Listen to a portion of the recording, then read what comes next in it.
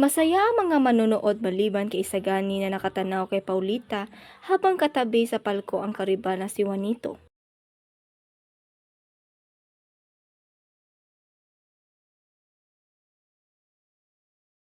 Paano ito? Yan ba ang mga taong bambak na yung sinasabi?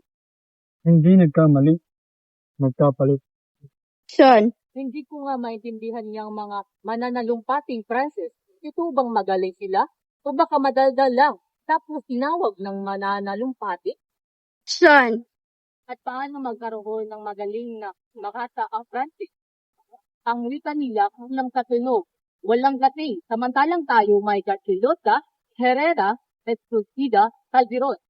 Sa madaling salita, ang Francis ay hindi maganda. Sean, Ito ay mahirap kaya imposible na may mahusay na makata o mananalumpatin sa wikang yan. Aba, wag naman si Victor Hugo. Sean, Si Victor Hugo, kaibigang pikton kung makata man ay dahil din sa Espanya sapagkat sa Madrid namulat ang kanyang hitis. At sino si Victor Hugo? Maihambing ba natin siya sa ating mga makabag?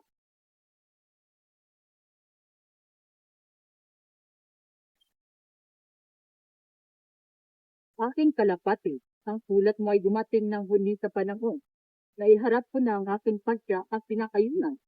Gayunman, para rin nakilaan ng Diyos ito, sapagkat nilutas ko ang atunto.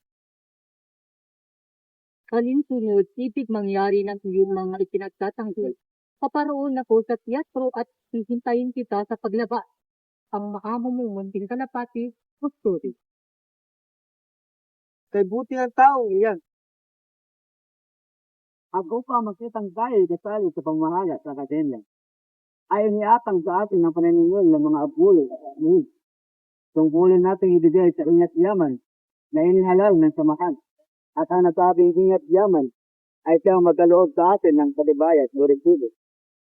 Ang kabesa di barangay, tayo sila yun. At ang lalong katawa-tawa, ipagdiwang baraw natin sa pamamagitan ng isang salusal, sa pamamagitan ng paragang maitol. Isang pagsasabi ng mga estudyante, salamat sa lahat ng mga naghahalok sa suliranin.